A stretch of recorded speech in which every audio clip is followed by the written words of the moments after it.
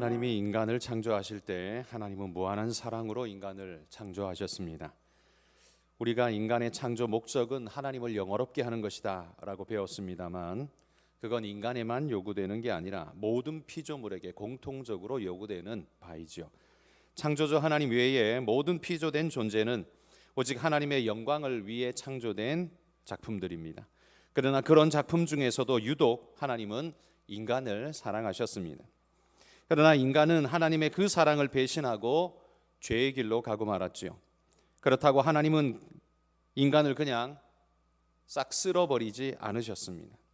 왜 도기 장인이 최고의 작품을 위해 잘못된 작품들은 가차없이 깨뜨려 버리는 것처럼 하나님 그렇게 하지 않으셨다는 겁니다. 그리할 수가 없으셨다라고 말하는 게 옳을 겁니다. 왜냐하면 너무 사랑하셨기 때문이죠. 창조주의 입장에서 보자면 인간이나 산천초목이나 피조물인 건 어차피 마찬가지입니다. 인간의 입장에서 보자면 하나님께서 똑같은 피조물임에도 불구하고 우리에게 이런 특별한 사랑을 주셨다라는 사실이 놀라울 뿐입니다. 하나님은 그런 망가진 인생을 회복시키시기로 작정하셨습니다. 그리고 그 회복된 인생은 죄로 물든 이 세상에 남겨두는 것이 아니라 하나님 나라로 들이시기로 하셨습니다. 그러면 누구를 하나님 나라로 들이실까요? 마치 퀴즈를 해서 알곡과 쭉정이를 갈라내듯이 하나님은 이 땅에서 구원할 자와 버려질 자를 가려내야 했습니다. 왜 같은 논에서 자라도 벼가 있는가 하면 피가 있지 않습니까? 알곡이 있는가 하면 쭉정이가 있다는 겁니다. 그러면 이 알곡과 쭉정이의 차이는 뭡니까? 하나는 생명이 있고 하나는 생명이 없는 거지요. 생명의 역사가 있는 것은 알곡이고 없는 것은 쭉정이입니다. 똑같이 생겼는데 무엇이 알곡이고 무엇이 쭉정인지 어찌 구별합니까? 그건 어찌 보면 간단합니다. 물을 주었더니 싹이 나고 생명의 역사가 일어나면 그건 그 안에 생명이 있다는 소리이고, 물을 주었더니 싹이 나는 게 아니라 썩어 없어져 버리면 그 안에 생명이 없기 때문에 그러한 거죠. 마찬가지로 예수 그리스도의 복음이 주어졌을 때 생명의 반응이 일어나는 자는 알곡이고 생명의 반응이 없는 자는 쭉정이일 수밖에 없는 겁니다. 인간 입장에서는 예수 믿기만 하면 구원받는다라고 표현되기에 세상은 교회를 향해 편협한 종교라고 자기만 믿어야 된다고 욕을 하기도 합니다. 그러나 예수 생명이 우리 안에서 작동하는 것이 살아있음을 증거하는 것을 여러분 어찌 알겠습니까? 진정한 생명 원리를 거부한 잘못된 선택, 그게 인생에게 있기 때문에 스스로 죽어가는 것일 뿐이지, 하나님의 생명 역사가 우리 안에 일어나도록 하나님 우리에게 은혜 주시고 허락하셨다는 사실을 우리가 믿고 따라야 한다는 거죠. 오늘 본문에서는 세상을 흙에 속한 자와 하늘에 속한 자로 양분하고 있습니다. 우리는 원래 모두가 흙에 속한 자였습니다. 하나님이 이 땅에 사는 동안 우리에게 흙에 살도록 흙을 기초로 만드셨습니다. 그러나 영원히 흙에 속한 자로 남을 것인가 아니면 하늘에 속한 자로 변할 것인가, 하나님 우리에게 기회를 주셨다는 겁니다. 이 땅에 살아가는 동안 말이죠. 흙에 속한 자의 대표는 성경이 말한 것처럼 아담입니다. 그리고 흙에 속한 자들은 아담과 같이 땅을 살지만 하늘을 약속받을 수 없는 자로 남아 있습니다. 하나님이 주신 이 기회의 시간이 그들에게 전부인 존재, 그게 흙에 속한 자라는 표현에 담긴 의미입니다. 그러나 하늘에 속한 자는 이 땅을 밟고 살아가기는 합니다. 아담의 후손이기는 하지만 생명의 근원이신 예수 그리스도의 구속을 덧입어 하늘을 상속받은 자로 변화되어집니다. 그 하늘이 무엇이냐? 그건 그리스도의 부활한 모습을 닮아 부활의 모습으로 들어가게 될 그곳, 하나님이 약속해 주신 그곳, 바로 하늘이라고 성경이 말합니다. 이게 바로 저와 여러분에게 주신 하나님의 축복인 줄 믿습니다. 그런데 여러분, 이 땅에 속한 흙에 속한 우리가 하늘에 속한 자로 언제 변화되어집니까? 심령 안에서는 예수 그리스도를 믿을 때 이미 변화되어지지만 외면적으로 언제 변화되어지느냐? 오늘 본문 51절에 보면 마지막 나팔의 순식간에 호련히 다 변화될 거라고 약속하고 있습니다. 시간적으로 마지막 나팔 때라고 말합니다. 이때가 언제일까요? 마지막 나팔이란 바로 어떤 의미입니까? 마지막을 고하는 나팔 소리일까요? 아니면 나팔 소리가 여러 개가 나는데 그 중에 마지막 소리일까요? 저는 이 둘 다가 가능한 이야기라고 생각합니다. 지금 여기 마지막 나팔 소리가 울리는 이때가 언제냐 하면 다름 아닌 주님의 재림의 순간을 말하는 겁니다. 주님이 재림하실 때 인류 역사는 마지막을 고하게 됩니다. 알곡은 곡간에 들이시고 쭉정이는 영원히 꺼지지 않는 불에 던져진다고 표현합니다. 그러기에 이 나팔 소리는 역사의 마지막을 울리는 나팔 소리다. 역사의 마지막을 알리는 나팔 소리라고 우리는 이야기할 수 있죠. 그래서 마지막 나팔입니다.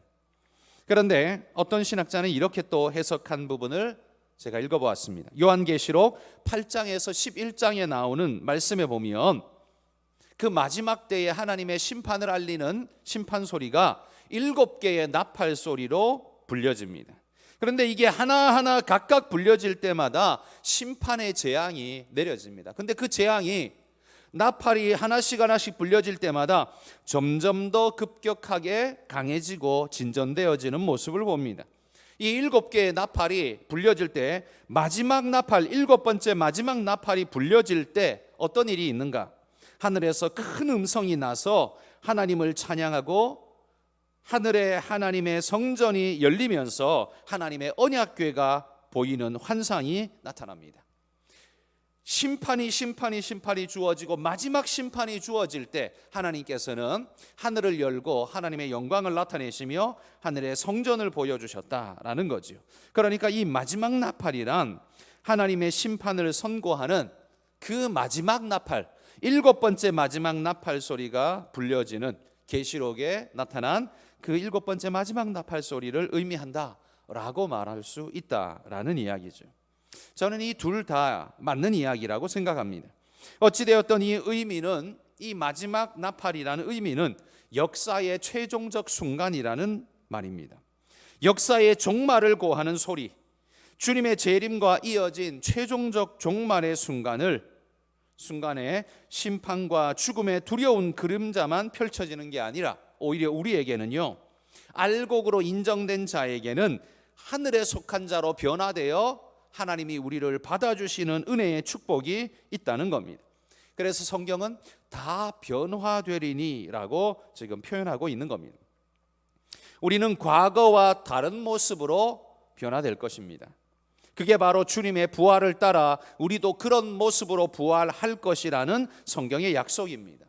먼저 죽었던 자들은 썩지 아니할 새 몸으로 부활할 것이고, 살아있는 중에 주님의 재림을 맞이하는 자는 살아있는 그 육신의 모습이 변화되어서 부활의 모습으로 변화되어서 주님을 만나고 하늘에 올라가는 영광이 우리에게 주어지게 될 거라는 거죠. 예수님은 이것을 이렇게 설명하셨습니다. 요한복음 5장 29절의 말씀 우리 같이 한번 읽어볼까요? 선한 일을 행한 자는 생명의 부활로, 악한 일을 행한 자는 심판의 부활로 나오리라. 생명의 부활과 심판의 부활로 지금 표현하고 있습니다. 믿는 자도 부활하고 불신자도 부활하는데, 믿는 자는 영원히 살 수 있는 썩지 않는 몸으로 부활하여 천국을 살게 될 것이지만, 믿지 않는 자들은 하나님의 심판을 받아 지옥에 던져지게 된다고 말씀하고 있습니다. 바울은 이것이 51절에 보면 비밀이라고 말합니다. 큰 비밀이죠. 다른 이들에게는 감추어진 것이지만 믿는 우리에게는 열어 보여주신 우주의 비밀한 사실, 그것을 오늘 바울이 우리에게 소개하고 있는 겁니다. 자, 그러면 바울이 말하고 있는 이 비밀은 세 가지의 의미가 있습니다. 어떤 특징이 있는가? 첫 번째는요, 이 비밀 속에서 우리가 발견할 수 있는 첫 번째 특징은 인간의 생명은 죽음으로 끝나는 것이 아니라는 사실입니다. 51절에 보십시오. 이렇게 말합니다. 보라, 내가 너희에게 비밀을 말하노니 우리가 다 잠잘 것이 아니다 라는 말이에요. 비밀의 첫 번째, 우리가 다 잠잘 것이 아니다 라는 거예요. 여기 잠잔다는 말은 죽음을 의미합니다. 육신의 죽음이죠. 그러나 우리 모두는 죽음으로 끝나는 것이 아니라고 지금 바울이 강변하는 겁니다. 그런 의미에서 영혼 멸절설이나 쾌락주의를 신봉하여 이 땅이 전부인 양 살면서 사람들을 현혹하는 사상이야말로 성경의 말씀을 가장 정면으로 배치된 마귀적인 사상이 아닐 수 없다는 거지요.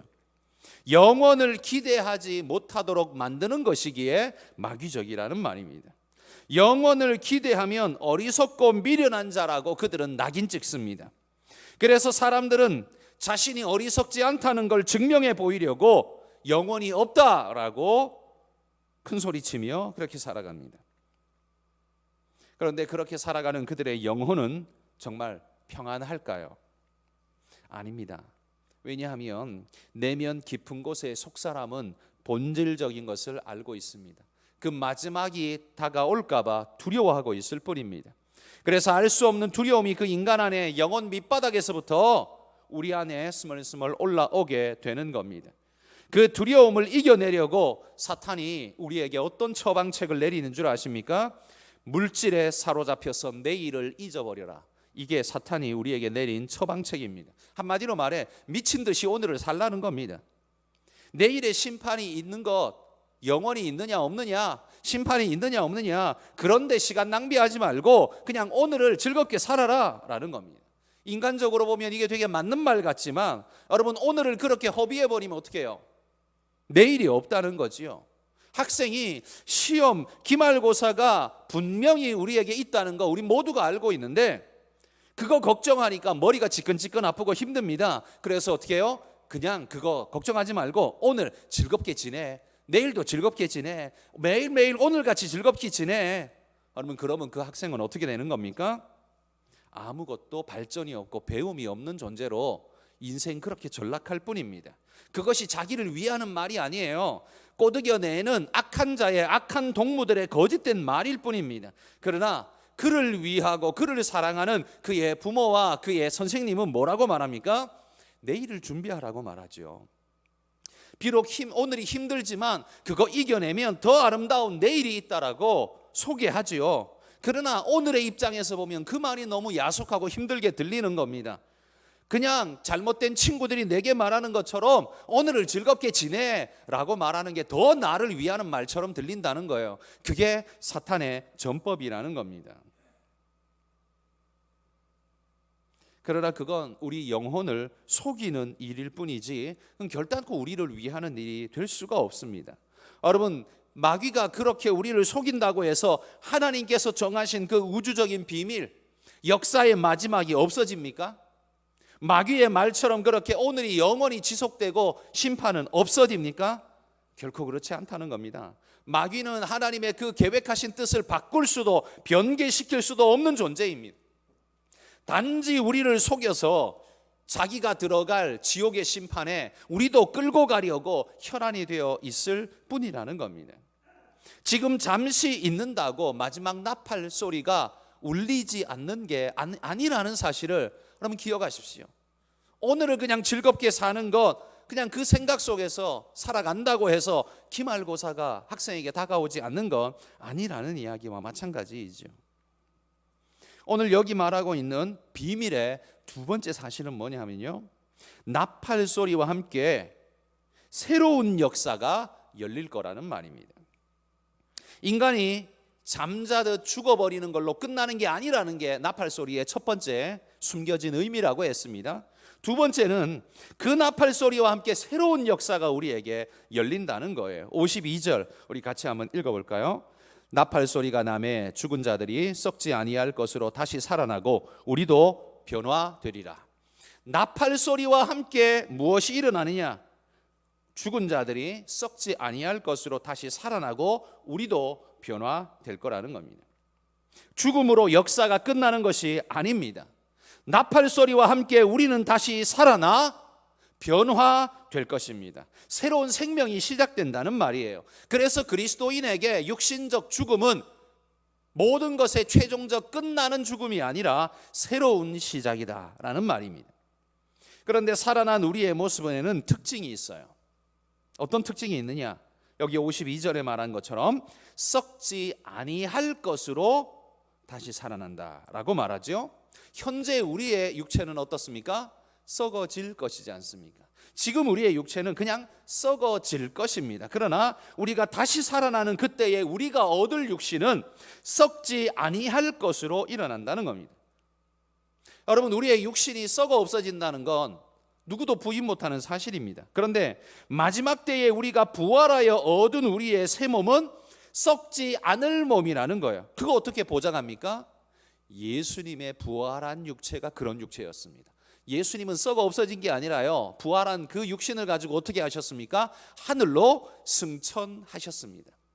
하늘이 받아주는 그런 육체라는 말입니다. 하늘을 살 수 있는 그런 변화된 육체라는 거예요. 그래서 우리는 그걸 부활체라고 부른다고 하지 않았습니까? 우리도 마지막 때에 그 나팔 소리와 함께 다시 일어나게 될 텐데, 변화되게 될 텐데, 그때 입을 우리의 육신의 특징은 썩지 않을 것이라는 겁니다. 이 땅에 속한 게 아니라 하늘에 속한 것으로 변화될 거라는 겁니다. 그런데 이런 변화가 반드시 있을 것이라고 성경은 확정적으로 말합니다. 53절에 보십시오. 이 썩을 것이 반드시 썩지 아닐 것을 입겠고, 이렇게 말합니다. 이 썩을 것이 육체죠. 인간의 육체입니다. 지금 반드시 확실하게 일어날 것이라는 말이에요. 썩지 아니할 것, 하나님이 변화시켜 주신 부활의 몸, 그걸 입을 거라는 겁니다. 여러분, 죽으면 끝이다, 이 말이 경험적 진리이죠.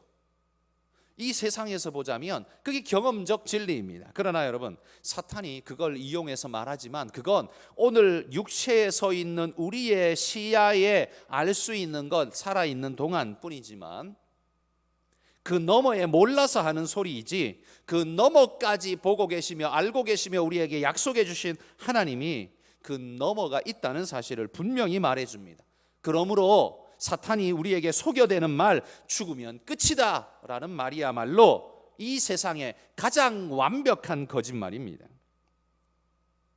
왜 사탄은 이런 말을 할까요? 여러분, 부활이 없어야 사람들이 오늘을 미친 듯이 살기 때문입니다. 부활이 없어야 오늘의 모든 걸 쏟아 걸고 살 수 있기 때문입니다. 잘 살든 못 살든 바르게 살든 거짓되게 살든 상관없습니다. 어차피 한 번 살다가 가는 거까지 거 남 등쳐먹든 괴롭게 하든 어쨌든 오늘 내가 잘 살고 가는 게 중요하다. 죽으면 끝이라면 그게 가능하다는 거지요. 그런 마음이 우리 안에 일어난다는 거지요. 그래서 사탄은 우리를 그렇게 속여대는 겁니다. 죽으면 끝이야. 그러니 오늘을 네 마음대로 살아, 이 말이죠. 그러나 성경은 오늘 명확하게 말합니다. 53절에 말한 이 썩을 것이 반드시 썩지 않을 것을 입을 것이다 라는 말씀입니다. 여러분, 사탄의 거짓에 속지 말고 말씀을 믿고 행실을 거룩하게 하시기를 바랍니다. 마지막 나팔 순간에 우리 모두는 한 사람도 예외 없이 하나님 앞에 변화된 모습으로 서게 될 줄 믿습니다. 여러분, 그 약속을 믿고 있는 것이 그리스도인 아닙니까? 우리는 오늘을 사는 자이지만 마찬가지로 내일을 살고 있는 자라는 사실을 잊지 마십시오. 세상의 모든 자들은 그냥 오늘을 살지만 우리는 내일의 약속을 붙들고 오늘을 사는 그런 사람들이라는 것, 그들과는 본질적으로 다른 존재라는 것 기억하며 믿음으로 살아가시기를 축복합니다.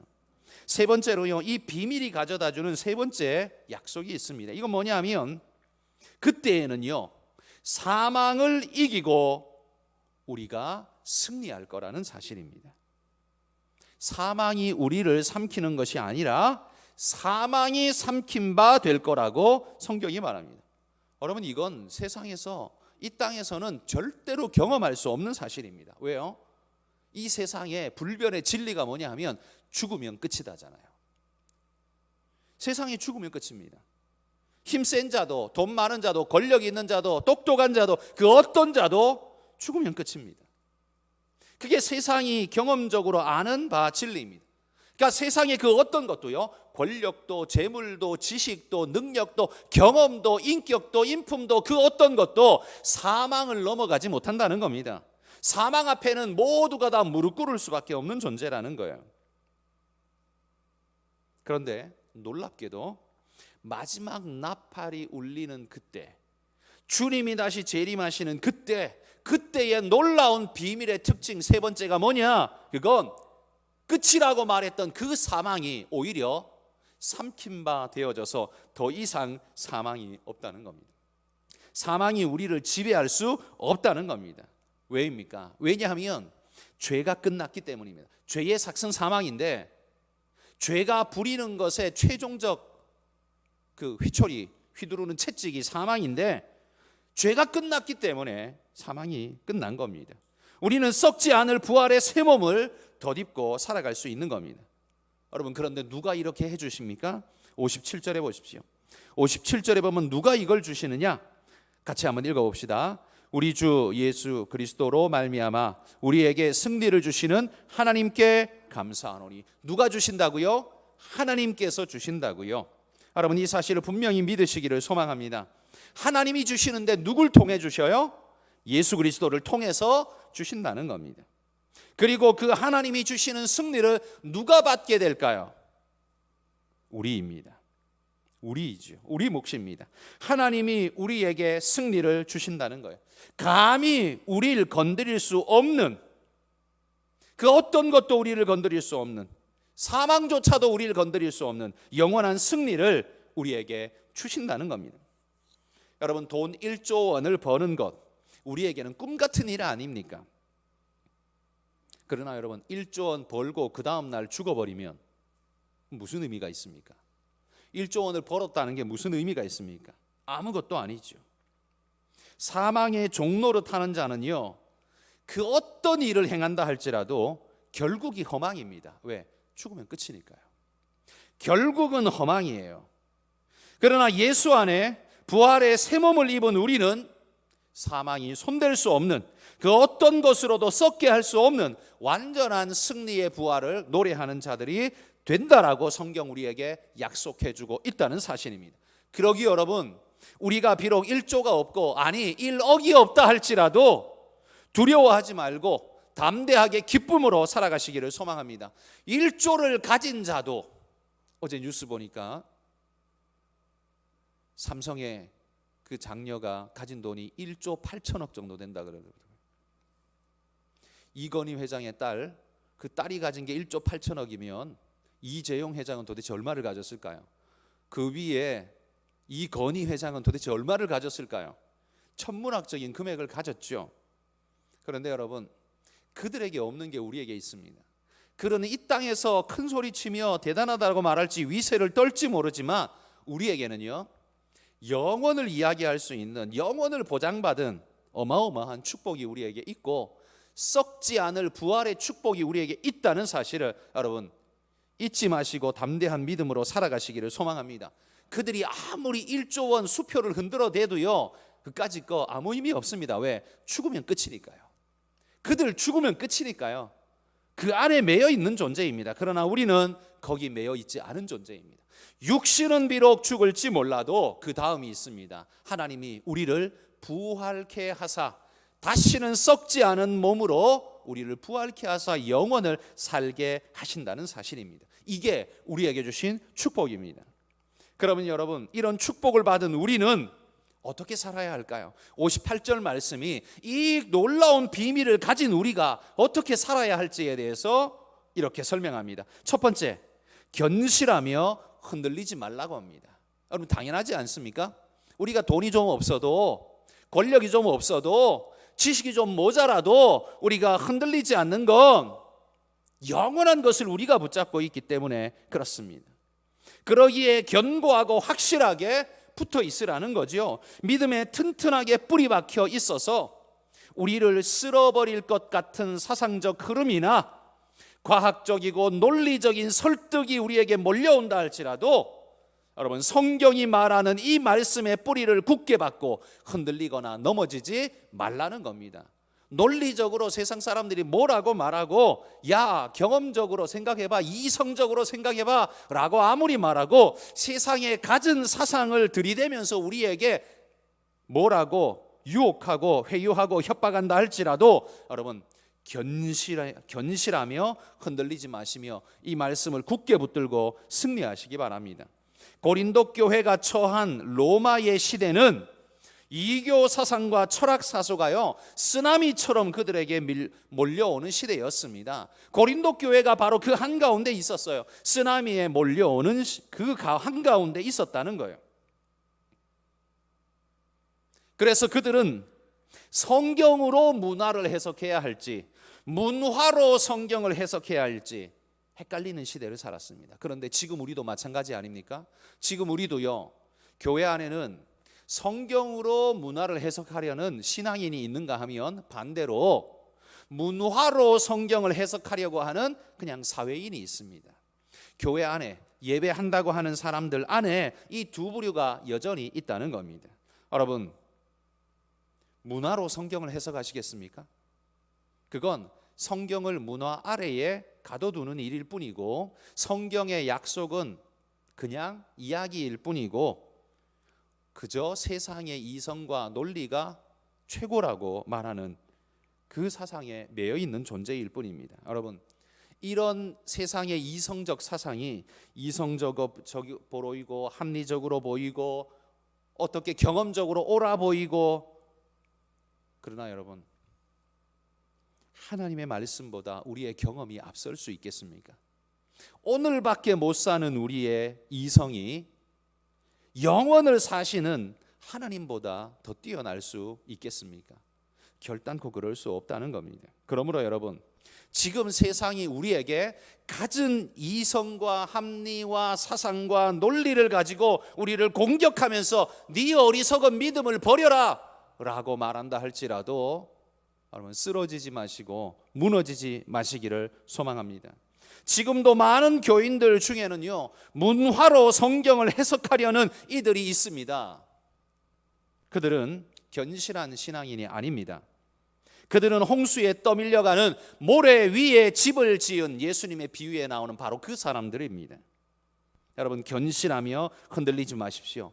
마지막 나팔의 순간이 머지않았는데 지금 여러분의 그 믿음을 끝까지 지켜나가십시오. 여러분을 흔들어대는 요소가 분명히 여러분 앞에 있을 겁니다. 어떤 때는요 TV 뉴스에 실패한 목사들의 이야기, 부끄러운 교회들의 이야기, 실패한 장로들의 이야기가 나와서 우리로 하여금 우리가 붙잡고 있는 신앙이 혹 거짓인가, 잘못됐는가, 이거를 내가 붙잡고 있어야 하는가, 이런 의문의 마음이 들게 만들 것입니다. 그러나 여러분, 그건 그 목사의 실패고 그 장로의 실패일 뿐이지 성경의 실패가 아니라는 사실을 믿으십시오. 하나님이 실패하신 게 아닙니다. 하나님 잘 붙잡지 못한 그 덜떨어진 인생들의 잘못일 뿐이지 하나님의 실패가 아니라는 말이에요. 그것 때문에 여러분이 신앙을 버리면 여러분은 더 어리석은 자가 될 뿐이라는 말입니다. 성경이 약속한 영원한 진리 잃어버리지 마시기를 소망합니다. 그래서 바울은 이렇게 고린도 성도들에게 간구하는 겁니다. 견실하며 흔들리지 말라라는 겁니다. 두 번째는 이렇게 요구합니다. 항상 주의 일에 힘쓰는 자들이 되라 권면합니다. 왜 그래야 합니까? 왜 주의 일에 항상 힘써야 합니까? 왜냐하면요 주의 일이야말로 영원한 일이기 때문입니다. 영원히 가치 있는 일이기 때문입니다. 뿐만 아니라 주의 일에 힘쓰는 자는 세상의 일에 휩쓸리지 않을 수 있는 겁니다. 그러나 세상의 일에 휩쓸린 자는 어떻습니까? 잘 한번 연구해 보십시오. 세상의 일에 휩쓸린 자는요 주의 일을 할 시간이 없습니다. 관심도 없습니다. 우리의 중심이 세상으로 이동해 버렸기 때문에 더 이상 주의 일에 관심이 없습니다. 여러분의 마음속 믿음이 분명하다 하더라도 여러분의 몸과 생각이 계속적으로 세상적인 것에만 계속 노출되게 되면 우리의 마음 역시 세상적인 것에 영향을 깊이 입을 수밖에 없다는 겁니다. 그러니 여러분, 일주일 내도록 성경 한 장 읽지도 않고 설교 말씀 한번 다시 들어보지도 않고 믿음의 교우들과 나누면서 신앙의 교제의 말을 한마디도 해보지 않고 늘 돈 버는 이야기, 세상 정치권에 욕하는 이야기, 늘 도둑 같은 사람들의 이야기, 이런 이야기들로만 내 입술에 가득 채우고 정신을 그렇게 가득 채우고 나면 어떻게 해요? 비록 내게 신앙이 있었어도 어떻게 돼요? 그 신앙 다 잃어버리게 된다는 겁니다. 내 입술에 가득 채운 게 뭐냐에 따라 내 안에 가득 찰 게 뭔가가 결정되는 겁니다. 늘 불평과 원망과 욕들과 뒷담화만 가득한 그 입술 속에는요, 거룩한 성령의 역사가 일어날 수가 없습니다. 그래서 주의 일에 더욱 힘쓰는 자들이 되셔야 여러분 신앙적인 삶을 살아낼 수 있고 하나님이 기뻐하시는 일을 할 수 있습니다. 그렇지 않고 세상적인 일에 여러분이 비록 신앙이 있어도요, 여러분이 비록 50년 60년 신앙생활을 했었어도요, 늘 지금 매일매일의 삶을 세상에만 노출되어서 하나님 말씀은 상관도 없고 성경책 떠들어 보지도 않고 먼지 털고 주일날 성경책 들고 오는 그런 매일의 삶이라면 여러분 세상에 휩쓸릴 수밖에 없다는 것, 우리는 그렇게 연약한 존재라는 걸 인정하셔야 합니다. 그래서 내가 나를 지키는 방법은 늘 말씀을 가까이 하고 하나님의 말씀과 은혜를 나눌 수 있는 성도를 가까이 하고 하나님의 일에 전심전력하여 쏟을 수 있는 주의 일에 더욱 힘쓰는 자들이 되는 것이라고 믿습니다. 여러분 그렇게 살아가시기를 소망합니다. 마지막 세 번째는요, 우리의 수고가 헛된 것이 아님을 알라라고 말합니다. 왜 그 수고가 헛되지 않습니까? 왜냐하면 그건 하나님께서 여러분의 수고를 헤아리고 계시기 때문입니다. 여러분의 수고가 그냥 여러분이 하고 있는 걸로 끝나는 것만이 아니라요, 하나님이 보고 계시고 알아주신다는 말이에요. 사람은 알아주지 못하겠지만 그러할지라도 하나님은 기억하고 계신다는 말입니다. 또한 하나님을 향한 수고야말로 영원까지 이어지는 가치 있는 일이기 때문에 헛된 것이 아니라는 걸 여러분 우리가 기억해야 한다는 겁니다. 세상은 돈이 되느냐 마느냐에 따라 가치를 측정합니다. 돈이 되면 그거 가치 있다, 돈이 안 되면 그 가치 없다, 이렇게 말합니다. 그러나 이거야말로 허망한 일입니다. 왜? 주님의 재림의 날 우리가 돈이라고 말하는 건 다 불사질러지고 불태워지고 없어질 거기 때문입니다. 하나도 남지 않을 거기 때문입니다. 그리고 그 하나도 남지 않을 없어질 것에 속아서 사는 인생은 그 인생도 함께 그렇게 불구덩이 속에 함께 던져지게 될 것이기 때문입니다. 속지 마십시오. 허망하게 지워질 수 있는 것에 여러분 목숨을 걸지 말고요, 허망하게 지워질 수 없는 것, 그것에 여러분 생명을 걸고 달려가시기를 바랍니다. 하나님이 그거 기억해 주실 것입니다. 주를 위한 여러분의 수고는 하나님이 기억하시고 하나님이 사랑하시며 하나님이 갚아 주실 줄 믿습니다. 그래서 시편 37편 25절에 이렇게 말합니다. 같이 읽어봅시다. 내가 어려서부터 늙기까지 의인이 버림을 당하거나 그의 자손이 걸식함을 보지 못하였도다. 왜요? 왜냐하면 하나님이 갚으시기 때문입니다.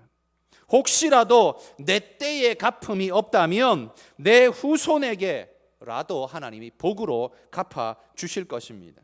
혹시라도 이 땅에서 내가 갚음을 못 받는다 할지라도 하늘에서 하나님이 갑절로 갚아 주실 줄 믿습니다.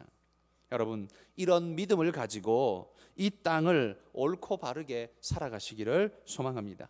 마지막 나팔이 불리는 그 순간, 그때를 기다리며 주님 오실 때까지 부끄러움 없는 견실한 믿음을 견지하면서 항상 주의 일에 더욱 힘쓰면서 우리의 이 수고가 헛되지 않다는 걸 알면서 담대하게 믿음으로 살아가시기를 주의 이름으로 축복합니다.